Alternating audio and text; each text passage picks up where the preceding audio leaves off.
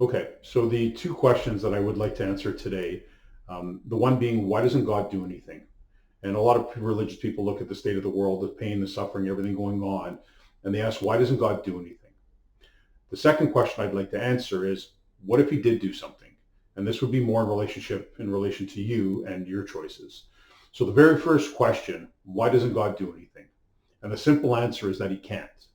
Now, I know a lot of religious people are going to react to this and say you're placing limitations on God. But my question would be is what if he placed the limitation upon himself? So to kind of make sense of this, I'm just going to use quickly a dream analogy. Now, if you're sleeping right now, the second your dream starts, you've created a whole universe. You've created time, you've created space, you've created life, solid matter, you've created free will. If I'm in your dream, I'm acting independently from your character within the dream. And the other thing is that you now exist within two different dimensions of time. There's reality or time as we know it, and then there's also the time that you've created within the dream, and they're moving at different speeds. So my simple point is if humanity or if your simple petty mind can create all of this, a whole universe, time, space, life, free will, two different dimensions of time, then imagine the consciousness or the will of God or the energy of the universe. So in the same way that when you're sleeping, you can't impact, even though the entire dream is your consciousness in your dream, it's the character in the dream that's acting out. So from the sleeping state, you can't enter the dream in a normal dream and change it. And that's basically what I'm getting at with God. Is that imagine God lying outside of this dimension of time isn't able to come in this dimension of time, even if he created it and even if he is all of it. Okay, so I've talked in other videos about how God being eternal, infinite, and timeless, those can't be measured, counted, or quantified. That's why God and all those eternal things, they're expressed through oneness. And they can only be expressed through oneness because the second that you have a secondary point, you can now count, measure, and quantify. So all the things eternal, infinite, and timeless, representing God, can only be expressed through oneness. And then this world we live in is duality because everything's quantified and measured. There's the source and there's you. And you being the beginning of that duality, the very first thing that you quantify is the self. You say I. And once you say I, you basically quantified yourself and you exist within this dimension of time. So going back to the original question, why doesn't God do anything? It's because he can't. God does not exist within time. He's timeless. So now with this all being his creation, I've spoken in the past about basically somebody has to wake up within this world or within this dream, entangle themselves. You get into the Father, Son, Alpha, Omega, beginning and the end. Scientifically, if you take the two particles and you entangle them, it forms the yin yang symbol. So now replace those two particles because we think we live in a material universe. I'm alluding to the fact that we live in a conscious universe. So take the yin yang symbol and imagine one point is God and the other point would be you. And because you're both conscious points, you can entangle yourself. And like I said, that you would get into the Father, Son, Alpha, Omega, and so on and so forth. So this is kind of what proves what I'm saying. So in the beginning, if there was only God, so in the beginning, if there was energy, and remember science is saying that energy can't be created or destroyed. So I'm just going to go to this picture right here. In the beginning is God. So that little white square, it's all God. It's only God. There's nothing else. There's no anything. There's no nothing. There's no other substance in the universe. So everything had to be created by and of God. So even you sitting, wherever you're sitting or standing, your arms, your legs, your ears, table, chair, wall, this is all one energy. So it's all God. The only thing that's separate would be your choice, your thought, or what we call free will. So now people question, oh, do we have free will, this and that? Well, here's a way to look at it. It depends where you're looking from. So right now, for where I am, do I have free will? I'm going to be an idiot right now. I could pick my nose, I could wipe it on my face. Okay? If you think this is part of God's master plan and I don't have free will, that's cool. But imagine watching a movie. Now, if I watch a movie, I've seen the entire movie. And now imagine all of a sudden you come and you haven't seen the movie yet. So you haven't seen it, but I have. So similar to the dream analogy, the character in my dream is making choices. But imagine if the dreamer, the witness, or the creation of the dream is able to see in its entirety. So do we have free will? Yes and no. From here, yes, we have free will. From an eternal, infinite, timeless perspective, we don't. Now, most people think that eliminates like destiny or brings in destiny, fate, and eliminates free will. But what if you chose this? What if you chose it from somewhere else? Don't remember that you chose it and were born into this world. So it can exist both at the same time, in the same way that you can be the dreamer, but also the character in the dream.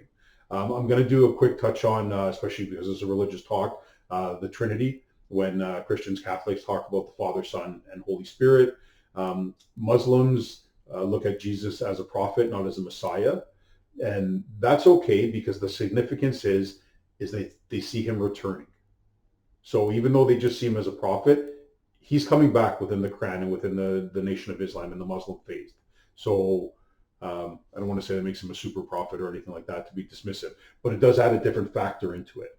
So now back to the Father, Son, and Holy Spirit, or you can do Mother, Daughter, and Holy Spirit either way. But the person sleeping, so if it's me and I'm sleeping, the person sleeping would be the Father. The character in the dream of me would be the Son. And then imagine this being my entire consciousness, that would be the Holy Spirit. So now go micro, macro, as above, so below, or within, as within, so without. Imagine this is God's dream. This is all God's consciousness. So when you have quantum physics, a double slit experiment saying every atom, particle, whatever in the universe is conscious, well, why wouldn't it be conscious? It would be all consciousness. And now I know we think that through the Big Bang, out of the material world comes consciousness, but it's reverse. Out of consciousness comes the material world. And you can go all the way back to the Big Bang. I love science. They dismiss religion. They have all wonderful things to say about it. But the joke is that the difference between science and religion is that science only asks you to believe in one miracle, your Big Bang. Because 2 seconds before there was no time, no space, and you can't explain anything, and out of it came all of this, which is absolutely ridiculous. So conscious universe, out of consciousness, in the sense of that of a dream, comes the whole universe, the material world, and so on and so forth. So now, how do you have free will? If in the beginning there's only this, can't be created or destroyed, there's this one center amount of energy, how do I have free will? How can I make a choice right now? That takes energy. If that's the only energy that exists, then that energy, or God, would have to give up his energy or his will so that I have free will. So now what I want you to imagine is the universe, or God, surrendered himself so that you just don't have life, but that you have free will and choice. This is interesting. This kind of goes a little bit deep. I'll touch on this after. When you talk about enlightenment, higher consciousness, basically what would happen, whether it's Buddha, Krishna, Christ, that individual would surrender their will back to God or back to the universe. And that basically closes a loop. So the highest choice that God made, and when you think of love and truth and all those things, imagine it being surrender. And he surrendered himself to you. If you go so deep that you dissolve the self, you would surrender yourself back. I'm going to show this quick picture here just to kind of get out of the religion for 1 second. I'll make sure this is seen. So this is binary and quantum physics. So in binary, you basically have the zero. That's God. And we're all ones. Simple as that. This is dimension of time. You die, you go back to the zero. You die within, you become a zero, and that comes into you. The Messiah is something different because now it's kind of a two-way, and I'm going to go into that a little bit deeper. But that's your binary. The source is zero. We're all ones. We think we're different, but we're all the same. When you look at quantum physics, God would be the wave. Can't quantify. Eternal, infinite, timeless, and we're basically all the particles or densities or our ego. So that's basically the map of it. It's all the same thing. Whether you're talking about the cave simile and coming out into the light, that would be reversed. Whether you're talking about the Garden of Eden, would be the light, and then they fall into the darkness. Same thing. The mathematical symbolism, which you can see up there in the top corner, you have on the left -1, +1. At the top is the root of +1, and at the bottom is the root of -1. You can't root a negative number. So the bottom half almost doesn't exist. Maybe it's phantom energy, maybe it's dream, but you have heaven, and then basically you have earth. And I want you to consider earth a reflection of heaven. And the thing about a reflection is it takes you time to look in a mirror. It takes you time to see the image. If this is the eternal now or the truth, by the time you see it through the mirror or by the time you see it through the reflection of time, the filter of time, filter of thought, right? Because this happens, it takes you time to see that, it takes you time to hear that, and then it takes you time to react emotionally or intellectually.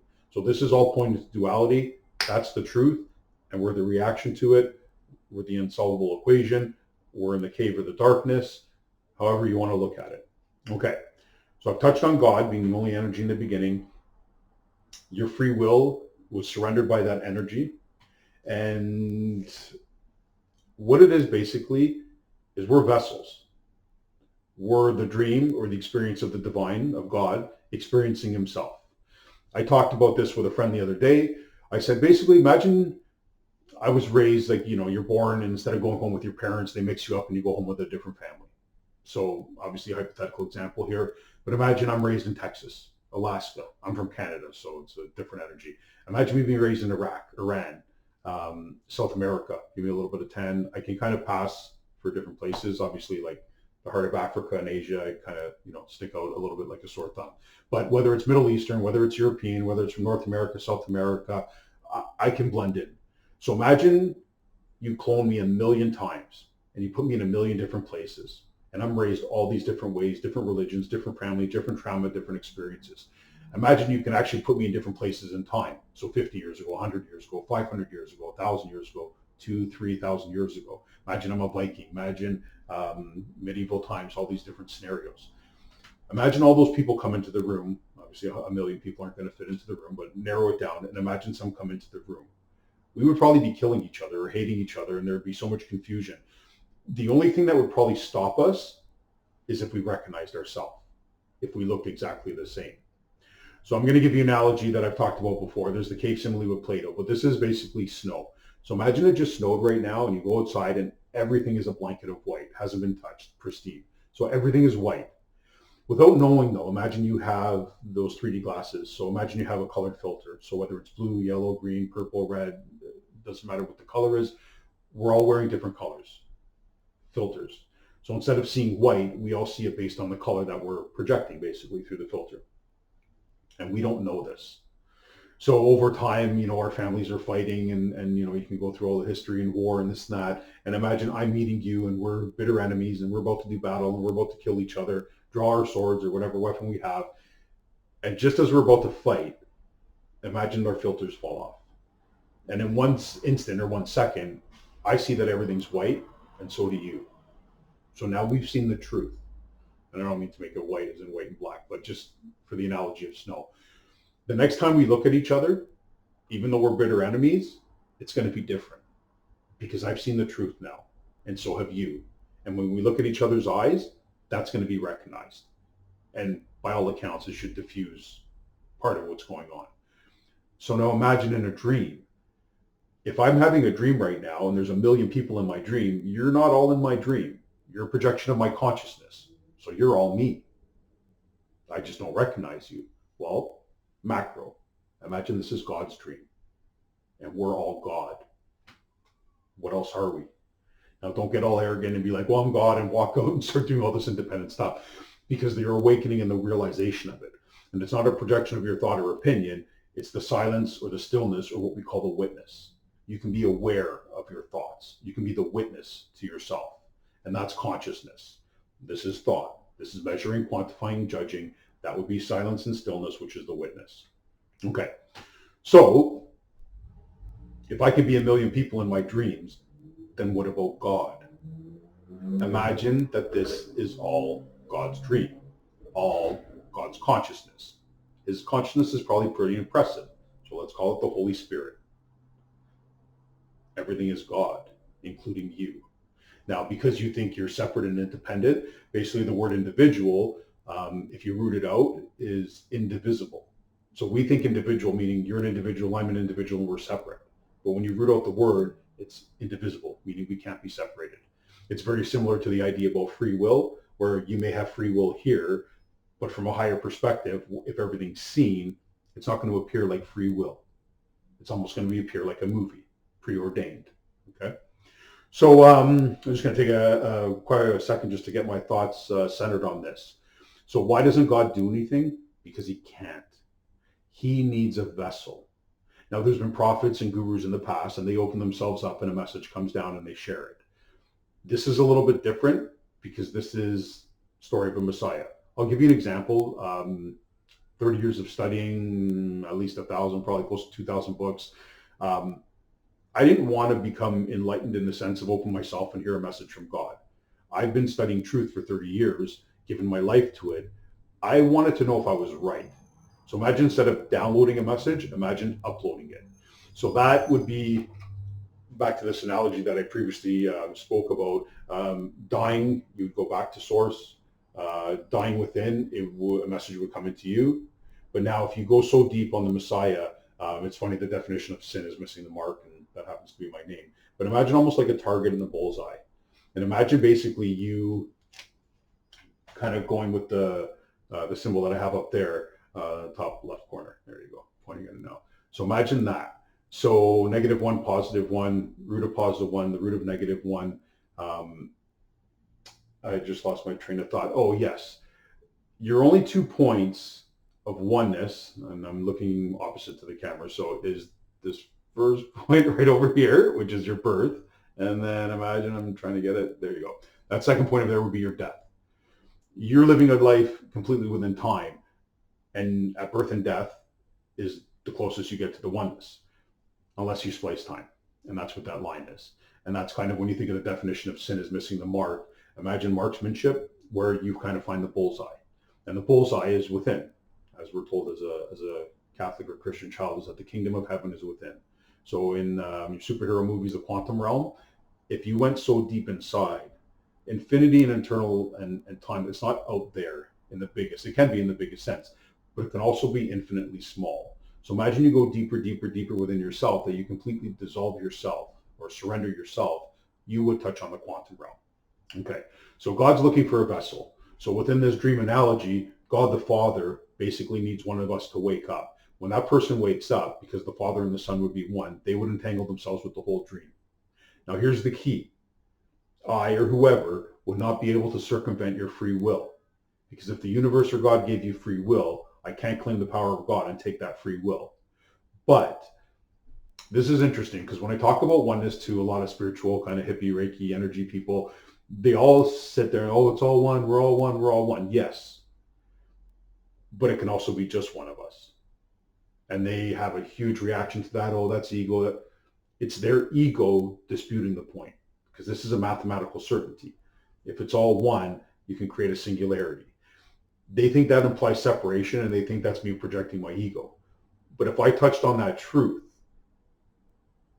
I would also have to fulfill your destiny and your truth, because we're all one.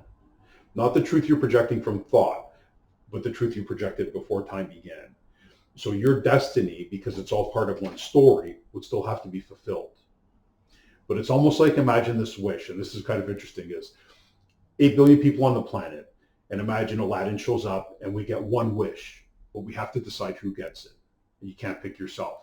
So imagine 8 billion people and we're all trying to decide who gets this one wish on behalf of all humanity. It would be near impossible.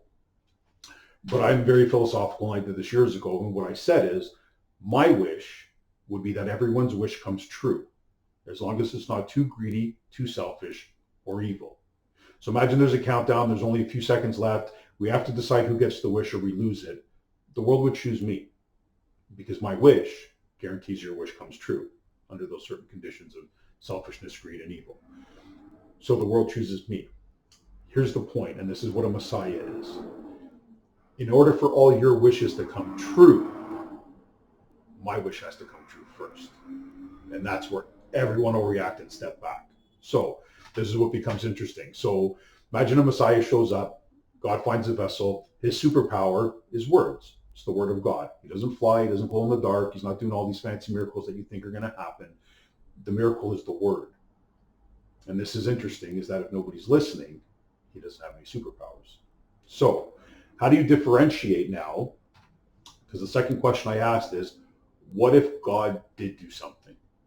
So what if God came through you or came through me, granted you the word, and with those words you could heal the entire planet without circumventing anyone's free will, without telling anyone what to think, what to do, what to believe, without using any force or any authority or any power over those people? It gets really interesting. And this is the magic of it. So, with God being eternal, infinite, and timeless, if he found a vessel and came through that vessel, they completely emptied themselves, dissolved the self, moved out of the way, and now that came through. Think of Father, Son, Alpha, Omega, beginning and the end, quantum entanglement, or as Albert Einstein called it, spooky action at a distance. What you have to realize is what that person has now is timeless. So don't think God comes into this world and it's going to take time. God comes into this world and he ends time.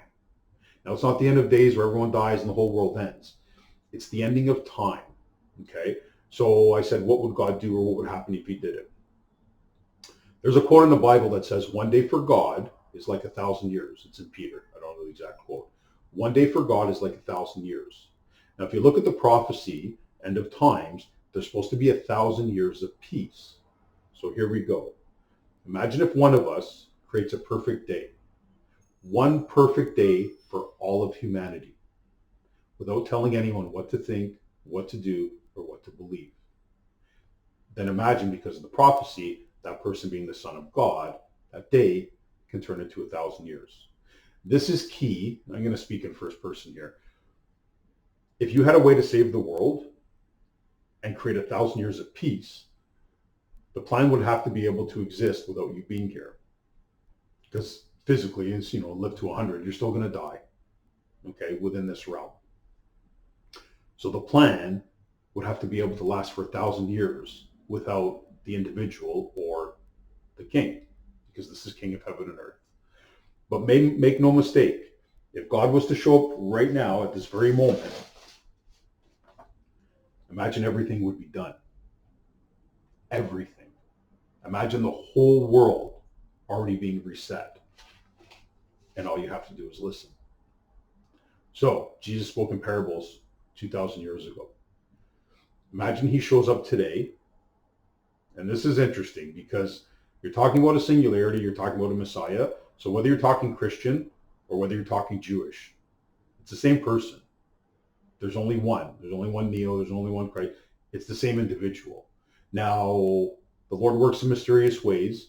And a lot of, I think, true, deep, faithful Jewish people know that there's a mystery to this. And there's always the interpretation and the mathematical, like the Hebrew with numbers and letters and everything going on. What if there's a piece you're not seeing? And I will allude to that probably in another video because it's going to go really deep into the entanglement side. But it's one person. And it's only through this one moment. Okay? So now it all comes through this moment. Everything would be done. There would be nothing left to do except for you to listen, and it'll take you time to wake up, to move forward, to react to this. But make no mistake, the second a vessel's found, the second that the eternal comes in, as the kingdom of heaven is within, you would bring it out. And that one person would have the power to invoke the kingdom of heaven, or heaven on earth. The problem is that nobody's listening. And this isn't a joke. I'll speak from the Christ analogy right now. You take every Christian, every Catholic, every priest, bishop, pastor, cardinal, right up to the Pope. Not one of them is ready. You can hang all the billboards, you can trumpet Jesus, Jesus, Jesus all you want. If he walked up to you today, introduced himself, started speaking, you would call the police or run. You're not ready. It has to be one of us. Tell me what human being could walk up to you and say that they're God and you would accept it. Even if you've gone to church your entire life. Even if you believe, even if you're the biggest Bible thumper in the whole world. Somebody walks up to you today, says they're Christ, you're going to recoil. You're not going to say, oh, tell me how. How do you know? Prove it to me.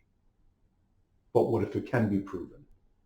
Now, I don't want to go too far into this, but to make my point, because it's in other videos, I can't force you to listen. But this is where I have my legal case. So I'm circumcised. That's an act of child mutilation that was consented to by the authority and power of Canada, the country that I'm in. If they can consent to my mutilation, that also makes them liable. They now have no choice but to hear my story. Now, this is interesting because you're not just hearing my story. You have to pay it due respect. So you have to hear it on the level of the story that you introduced to me. So I didn't come and tell you about a guy that was born of a virgin and walked on water and floats up in the sky and raises people from the dead and is going to show up 2,000 years later to save the whole world. That's the story that you mutilated me for and brainwashed me from the day I'm born. So you better be prepared to hear the story on that level. Okay? And I'm going to make sense of this right now. My initials happen to be MAP, which spells map. Okay? And if I say I mapped out heaven and earth or the multiverse in our universe, this world not so difficult. It's all measured and quantified. How do you map out the kingdom of heaven? How do you map out things that are eternal, infinite, and timeless that can't be quantified? Okay? You're not ready for the mystery. But imagine it could be told to you in one story, kind of like a parable. But instead of being a story within time, you all have your individual stories within time. Imagine this one person has the world story, the story that ends time, the story that connects the entire world and everyone in it. Okay. I know I did just lose my train of thought because I had a point right before I talked about that, the story, moving through time. It's going to take me a second. I'm going to jump somewhere else and then I'm going to try to remember and come back to it. Okay. So over here, this diagram, the big circle is normal people, which function by thought, self, ego, or their mind. A crazy person is out of their mind, state of psychosis. Okay. An enlightened person has completely surrendered themselves or their ego or their mind. So they would be a little circle at the top, you can't barely see it, is no mind. So a normal person, which is you most likely, is all about your mind. If you look at Buddha, Krishna, Christ, it doesn't matter how religious you are. They're the opposite of you. Okay? Because if you're mind and they're no mind, they've completely surrendered their mind. You exist within time, they don't. So that's basically it, mind to no mind. So you have a normal person and they're within their mind. An enlightened spiritual master surrenders their mind. A crazy person loses their mind, but they're both out of their mind. Okay, so they're not quantifying on this side, and they're not quantifying properly on the psychosis side. So when you look at this picture, there's that line. So that's like heaven or the multiverse, and that's our universe. So that's time, and that's the eternal. There's that line in between. The normal person's not near that line. They're not touching the line. The crazy person's touching the line. The enlightened person has kind of gone over the line because there's a little bit more of a connection and a little bit more of an up and down in that sense. So that's basically it. You go so deep that you would surrender your mind. There's the potential to lose your mind, but that would be a singularity because you're out of your mind. Okay. So I'm trying to remember where I was a second ago and to try to get back to it, but I'm kind of struggling with where I was. God can't do anything. What if he did do something? So he comes through one person, they have the word, they basically have a story to tell, and that story would be complete. So when you look at it, King of Heaven and Earth. So King of Heaven and Earth considered democratically. So if you add up all Christians, all Muslims, this is going to be in another video, but I'm also going to put in Hindus, and the Western world's going to have no clue why, but I will explain it at some point. That's about 5 to 6 billion people. That's well over half the world's population. So that individual, King of Heaven and Earth, by democratic right, would be president of the planet. By divine right, and by divine right would be everything from mysticism, philosophy, quantum physics, math. It would be the whole case and where it's all going to be proven and the equal entanglement and everything that goes along with it. I'm going to save that for another video. I don't feel I'm prepared with the boards and everything, so I'm just going to kind of leave it at that. But what would happen is that God would basically enter this realm through a vessel. Time would end. Oh, the perfect day. Okay. So you basically create a perfect day.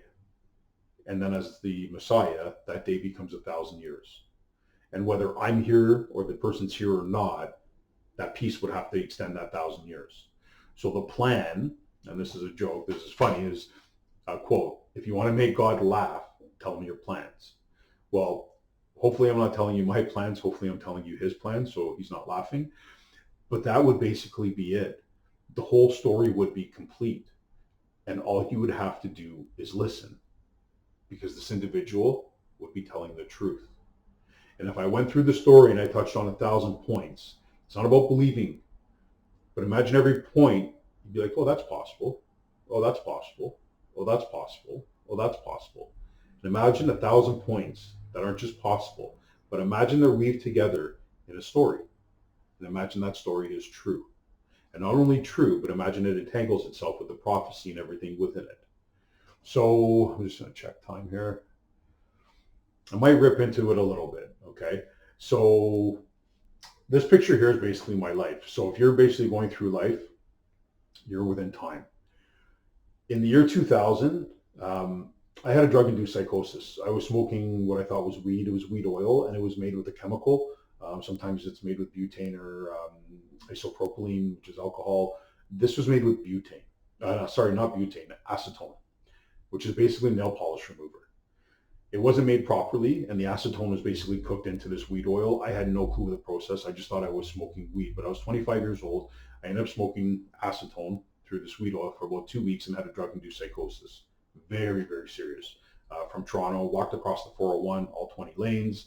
If I was writing on a piece of paper and I got to the edge of the paper, I'd write across the table. I covered 2 walls in my room with marker. I was in a deep, deep state of psychosis. The doctors couldn't even figure it out because they're like, nobody's mind fragments this quickly. What's he on?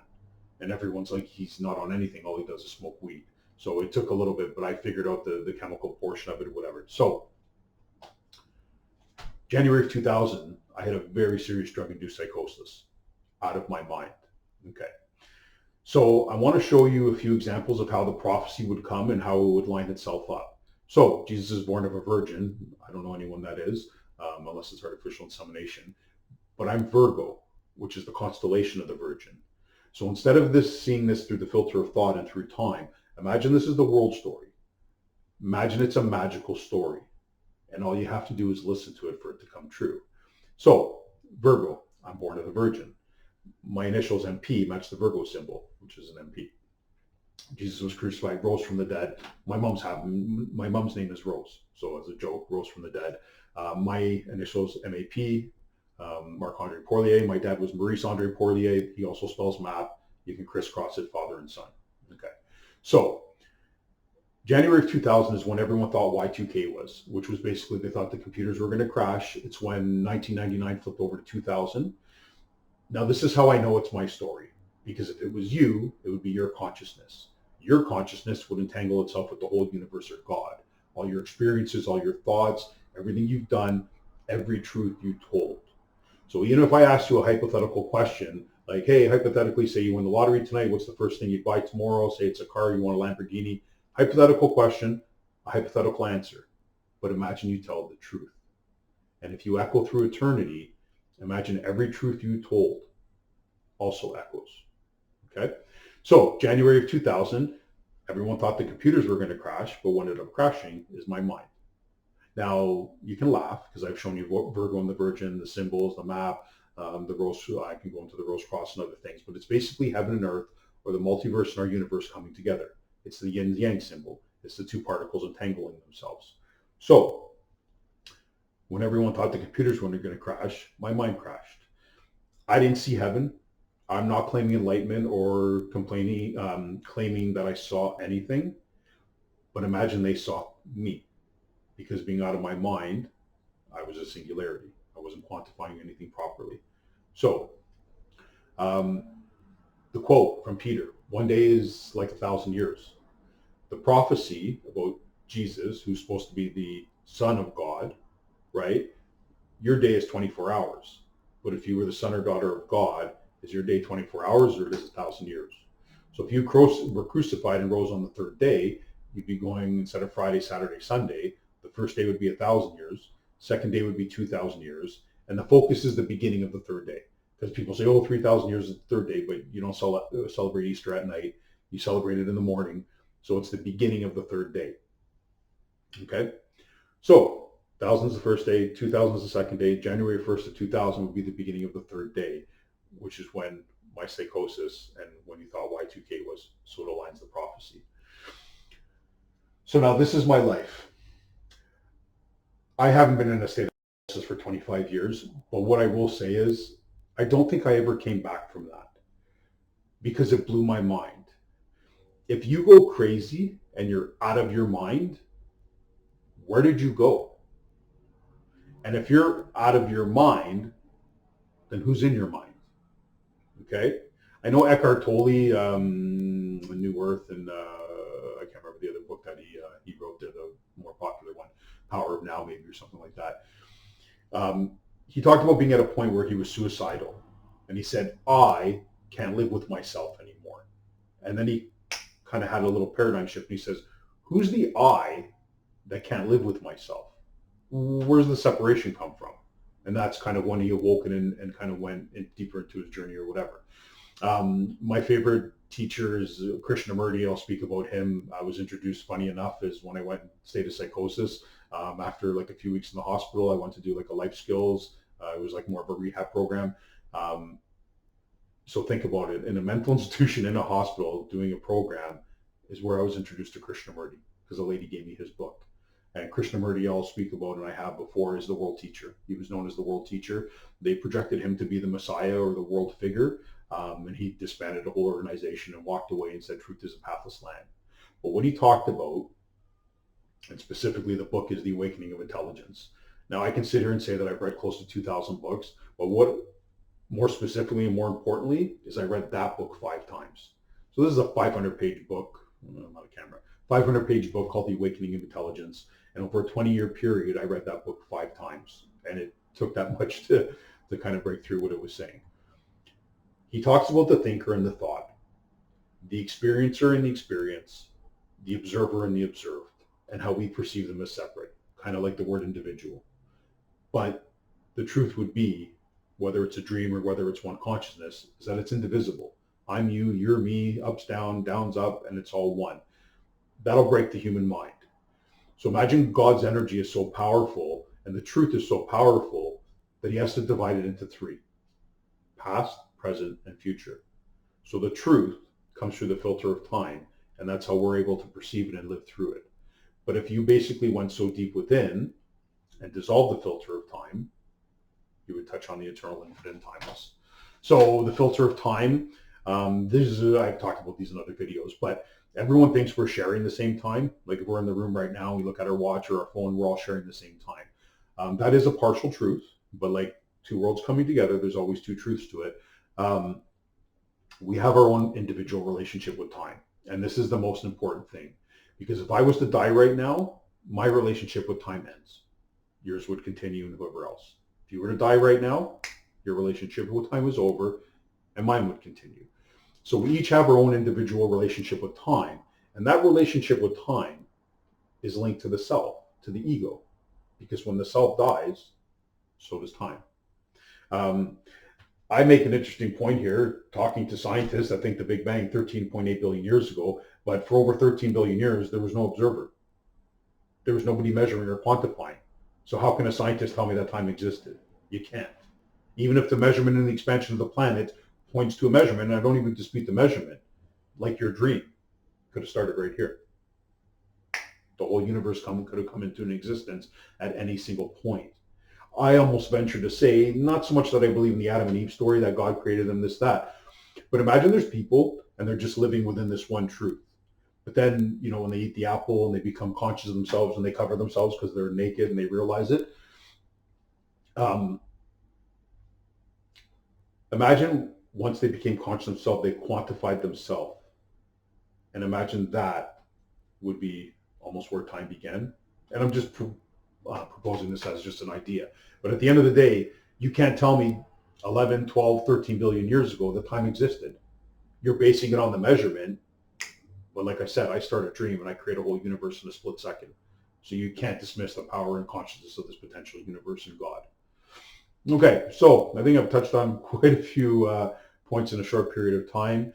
You would go so deep within that you would die within. That person would become a vessel, and they would be bringing in the word of God. But the problem is that nobody's listening, and you can't force anyone to listen. So this is where my legal case would be coming in. And listen, I'm not out to get any cop. But at the end of the day, I've said in another video, you go back 2,000 years ago and any cop in Canada is a Roman soldier. And we know 2,000 years ago what that Roman soldier did. They followed orders. They crucified an innocent man. If the person shows up today, Canada has to show now that they are ready to hear the story. And this is my last point, and this is where I'm going to finish. My name is Marc-Andre Poirier. It spells map. If I put 3 maps in front of you right now, a map of the city or a city, a map of a country, and a map of the whole world, what's the most important thing about that map? Now, some people say north, south, east, west for direction. Not really, because if I look at the map, I can walk this way, find the street, look at the name of the street, walk the other way, find the other name of the street, and I've already found direction. It's the legend. The legend is the filter or the conversion factor to understand the map. So on a city map, 1 centimeter, or if Americans are watching this, 1 inch, might be 1 kilometer. On the map of the country, 1 centimeter might equal 100 kilometers. And say on the map of the world, depending on the size, 1 centimeter might equal 1,000 kilometers. Unless you have the filter, the legend, the conversion factor to understand the map, it's useless. So now there's 8 billion people on the planet. We're all talking. We're all using words. But what if one of us is speaking the word of God? You would have to look through the filter. You would have to see the conversion factor. And I can't force you to do this, but I can definitively force Canada to address this. You mutilated me for this story. You've written the supremacy of God in the Canadian Charter of Rights and Freedom. Okay? I don't really want to have to go into all these sexual abuse, the residential schools, and all the disgusting things that have happened in the name of this one truth. There's an education system. There's tax breaks. There's a lot built around this story. There's a church pretty much on every corner. You can't shove this down my throat, and then when I want to bring it back to you, put me in a mental institution or in jail. I know I've been off kilter in the past. I'm ripping apart the fucking universe with my mind. You don't think it's going to bend and break a little bit? But I've solidified the message. I've proven my case, and I can prove it 100 different ways. You have to listen now. Like I said, if you refuse, the charges of child endangerment, child mutilation, and fraud will be brought against the government of Canada. I'm not threatening to arrest or to kill a cop, but in the same way you have written down how you can take my freedom and under certain circumstances pull a gun and kill me, if you have that right as an agent of the government, what rights do you think I have as king of heaven and earth? And if you want to fucking call me crazy, I'm missing the tip of my cock. You don't get to call me crazy anymore, because the fact that you allowed me to be mutilated for this magical, insane, or divine story, I can issue a Form 1 on you. And this is in Ontario. A Form 1 is a 3-day involuntary incarceration or institutionalization. If you can put me in a mental institution for 3 days, and at the Keele and 401 hospital, I was threatened to be kept there longer. And I will deal with that psychiatrist. She's a redheaded chick, and she will meet me one day. And she will meet me on my terms, not locked up in a mental institution. If you want to call me crazy, I'm calling you crazy. Any charges you bring against me, I trump them with a 50-year-old child mutilation case that trumps any case that you have. And there's no statute of limitations on a sexual mutilation crime against a child. I do not want to fight, but it's time now. And there's thousands and thousands, if not millions of kids starving, being killed, being trafficked, and currently part of a genocide. I'm going to leave it in a really weird note. Jews are waiting for their Messiah, so are Christians. Christians think 2,000 years ago Jesus and he was Christ or the Son of God. Jewish people dismiss it. Oh, here's the big joke. As much as Jews are known for like accountants and doctors and lawyers and to be fairly intelligent, they're also known for comedy. And it's not a funny time right now with Israel committing a genocide. And I'll make myself clear, as far as I know, Zionism wasn't created by any Jew, because Zionism was created by an atheist. It's currently being run by an atheist. You do not get to steal a land based on a book and a God that you do not believe in.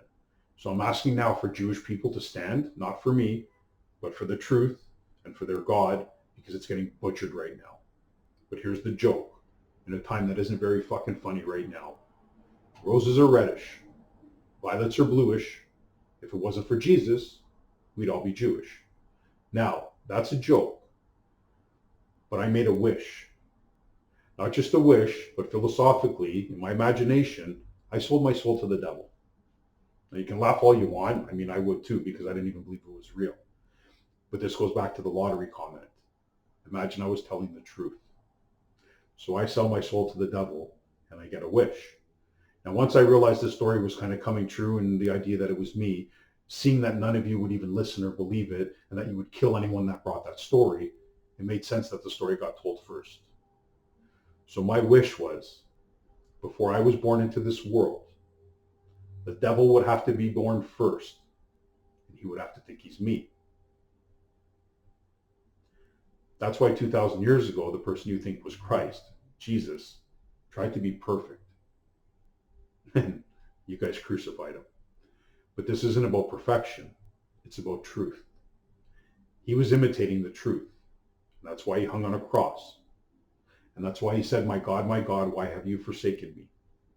I'm not dismissing any of your stories through time, but I am now telling you the story that lies outside of time. If everything I did connected, or everything you did connected and entangled itself, your consciousness in a conscious universe, you would be the story. You're not. I am. So 2,000 years ago, it wasn't Christ. It was the devil. Based on the story and based on beliefs. You crucified him. The second part of that wish was, imagine I'm born into this world as Christ. But I thought it was the devil. What does the devil do? He conquers the entire world. I have the story. I'm king of heaven and earth. And it's not just all the religion and the third day and all the revelations. I've all touched on that. We'll jump over there really quickly before I go to talk about the apocalypse. But imagine all the secret societies, the Illuminati, Rosicrucians, Freemasons. Imagine it's all coming together for one person, light and dark, white and black. Because you're thinking in terms of good and evil and hate and this and that. The darkness isn't necessarily evil and killing and murdering people. It's going within. It's going so deep within that you touch on the darkness. Okay, so when you look at the yin-yang symbol, I've showed this before, where the earth is in darkness, and imagine one of us has to go into the darkness to retrieve the light and bring it back. The problem is that nobody's ready. Okay, so the apocalypse, Revelation. The apocalypse means to reveal. And when I talk about end of days, I don't want you to think of the world ending and everyone dying. End of days is the S. It's the plural. End of days becomes day. One day. One perfect day for all of humanity. And then you echo through eternity. You fulfill the prophecy, and that day turns into 1,000 years. So that perfect day, is everyone safe? Is everyone fed? Does everyone have water? Does everyone have shelter? Does anyone need medical attention? The whole world would be provided for as soon as you're ready. To finish this story, in the year 2000 is when I had my psychosis, beginning of the third day. The significance of this, really quickly, is when I was a kid, I was playing Pac-Man. I didn't really get along with my dad, but I remember looking at all the zeros. This is on Atari. This is a long time ago. Looking at all the zeros, and then I'm like, what if they all went 9999? What happens next? My dad said, I don't know. Do you want to find out? And I played Pac-Man with him. We interchanged half the day, and we flipped the board. We didn't die. We basically went through the whole game, and when it went to the 9999, it just flipped back down to zeros, which is basically what Y2K was. Nothing happened. But it was the alignment. The beginning of the third day, my strongest memory of my father as a child, Y2K and my psychosis. It lines up perfectly. And now, funny enough, is also 1999, Matrix came out in Fight Club. One's about being the one, enlightenment. The other one's about psychosis and sinking down and fragmented, hitting rock bottom. So I'm moving through time. July of 2014, I met my buddy's girlfriend. Never met her before. She walks up to me. She's not looking me in the eye. She's looking over my head. Never spoken to her. Never met her before. She's like, I know what's happening to you. She goes, you're downloading. She goes, I can see energy coming down. I'm like, okay. I played with my mind. I've ended up in mental institutions. I didn't jump off the deep end. I was living up north at the time, camping out in the wilderness. But a month later, I met a lady up there. I'm at a convenience store, never met these people. I'm buying milk. Two ladies walk in, one native indigenous, and the other one was Irish. Irish, hippie, blue eyes, pigtails. She walked around the store 3 or 4 times, looked at me 3 or 4 times. I don't mean to be arrogant or crude, but I almost thought she was checking me out. She was around 50. I was 43 at the time. I didn't know her, so I didn't understand. While I'm paying and I'm talking to the cashier about walking home, I had a 15-kilometer walk home. She offered to give me a ride. Her friend kind of looked at her weird, and she's like, "Where are you going?" I'm like, "I'm going that way, 15 kilometers." She's like, "We're going this way, but we'll give you a ride." Her friend looked at her again, kind of weird. I get in the car, introduce ourselves, and she looks at me. She's like, "Mark," she's like, "I had to speak to you first." She's like, "I had to look into your eyes to make sure I felt safe. Obviously, we're two women. You're a grown man. Um, but once I felt safe, she's like, "What the hell is going on with you?" And I kind of explained what was going on, and she's like, "Okay, it makes sense now." She's like, "Mark, I'm a Reiki master, which is energy work. I'm hippie, Irish." She's like, "I've seen energy my whole life." She's like, "Mark, I walked into that store," and she goes, "You were letting off lightning bolts." She said, "You literally had lightning bolts coming off your head." The one thing she pointed out was that she's like, there was no shadows. And to her, that was significant. She's like, "It was pure light." She's like, "I've never seen that much energy in my life. What's going on?" I kind of explained to her what's going on. She's like, "That makes sense."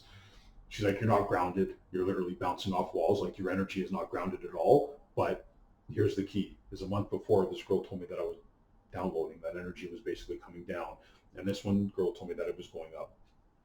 In that month of July, I was reading a 700 page book called Vishita's Yoga, or Yoga Vishita's Yoga, I think. In the middle, it was talking about Rama, Hindu deity, and he ascended into heaven. And he said he saw the deities, the angels, the gurus, the fairies, and angels, and God, and everything, but they couldn't see him. Or he said they couldn't see me until he gave them permission. So during that month, like I said, this was a philosophical journey. So I was questioning and searching, but I didn't necessarily believe stuff, but I played it out all in my mind. Funny point is we're made in the image of God. If you take the word image and then you write imagination, that's basically the same word. The image is the projection of consciousness. So so I give permission. So instead of downloading, imagine I'm uploading. I remember what I said about God is I didn't want to hear some message like, as a prophet, I've been searching for truth. I wanted to know if I was right. And imagine I did connect. And imagine God saw that it was good. And whether it was approved or anointed, you can think of Thor picking up the hammers, you would have to be worthy. Okay? So this happened in July of 2014. Now this is interesting because I came into Toronto, I was living up north. I asked a friend to stay at their house, someone I've known, and I stayed there one night. So it was the mother, 28-year-old daughter, myself, and at about 4 or 5 o'clock in the morning, their schizophrenic nephew, white schizophrenic nephew, came kicking in the door. Okay, I'm going to deviate from all the details of the story right now. The funny thing is, well, I shouldn't even say funny, I apologize. On August 9th of 2014, a black gentleman in the States, I believe it was Ferguson, Ohio, was killed. His name was Michael Brown. The white schizophrenic guy that came kicking in the door was also named Michael Brown. Okay, so synchronize these two. I left the house, walked down. I had a flash, and this is my one and only paranormal experience in my life. I met Archangel Michael. Now, because this video has kind of gone on a little bit, I'm not going to break down all the details of what I saw. I can definitely do that at another point. But here's the interesting part, is in the book of Revelations, the Apocalypse, Archangel Michael comes to battle the dragon. There's a dragon, a red dragon, a 7-headed dragon. There's a pregnant woman from 3.5 years before, the child, and there's the mark of the beast, 666, mark. So where all this happened in August of 2014 was where a friend of mine from elementary school, funny enough, in grade 2, I played Jesus in the Last Supper and he played Peter. 30 years later, he opens a yoga, fitness, and martial arts studio. His sister had a breakdown. He had to adopt his nephew. He called me crying. He couldn't run the business. I worked at a health club. I have some personal training experience, big sports background, economics degree, customer service, worked at a health club. I basically took over the whole studio. I managed it. I mopped the floor. I did the schedule. I did payroll. I basically took over the whole thing. It was called Dragon Fitness. Our dragon was pink, fuchsia, and we paid an artist $400 to paint it on the wall, on a white wall, and he painted it red. $400. The second the red touched the wall. And then he did a tree with cherry blossoms and he did the pink right. But our dragon was red. So I woke up every morning and I swore, fuck, red dragon. So you have Dragon Fitness. You have the red dragon. We hired a martial artist from the States who was at UFC 3, just on the outside, Seven Dragons Martial Arts. Our yoga teacher was a girl that I met 3.5 years before while she was pregnant and went off to have her kid. And at the time I had gone bankrupt. The last 3 digits of my last credit card was 666, the mark of the beast, which is debt. There's Muslim prophecies that say that Christ is going to come east of Damascus and that he's going to come through an archway. Well, the other yoga teacher, when we closed down, went 2 blocks west, opened her own studio, called it Damascus. So this all happened east of Damascus, and it's in the Junction Triangle in Toronto, which is all train tracks, and every area is basically through an archway. So it sounds stupid. It sounds absolutely ridiculous. But if it was you, it would reflect your consciousness. Your consciousness would have had to echo through eternity, through all time and space. And imagine you entangle yourself with the whole story. So from the Virgo to the Virgin to the initials to the MAV, the Rose from the Dead. My grandmother on my dad's side also Rose. So there's the Rosicrucians. There's all the secret societies, the Maltese Cross, the Order of Malta. I'm also Maltese. I have the beginning of the third day lined up to the exact point, January 1st of 2000. You guys look back to the prophecy and see how it lines up from 2,000 years ago, but you're moving in the wrong direction. You think the story's coming from the past till now. There's only now. If you echo through eternity right now, your story would go back in time and the prophecy would build for your point here and your awakening to the story. And that's basically it. This is God's dream. One of us needed to wake up. I'm crazy as shit, but I searched for truth. That's all I wanted to know was the truth. And through psychosis, over a period of 20 years, imagine my story entangled and it was seen. And then, open your third eye and imagine all these clues. And what it feels like is I have a movie playing in my head, but every point of the movie is possible. Every point of the movie is true and it lies outside of time. And if I get to tell the story, if one person listens, because the quote is where 2 or more gathered in my name, there I am. I'm alone. I've had plenty of people listen, but they've never really heard. Because like I said with the map, you have to look through the filter. And if you don't look through the filter, then you're not doing it your due diligence and you're not being fair. This is a magical story. Literally. I'm missing the tip of for this story. It better be magical. But to the government of Canada, and more specifically to every police officer in Canada, because I am going to push this story very, very soon. I know I've already met some of you. Officer Textera, Officer Tex, I think it's Textera Miranda. In Toronto, Officer Joseph Mullally.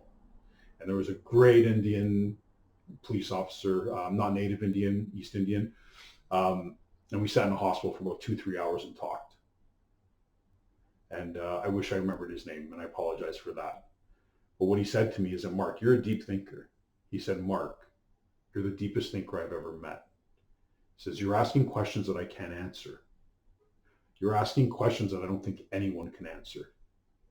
And I said to them, don't we have to? I said, forget about me. Imagine somebody, we're in the hospital. Imagine somebody walks down the hall right now and he happens to be Jesus Christ, Neo. I don't really care what you call the individual. And he's here to save the world. You guys are going to lock him up.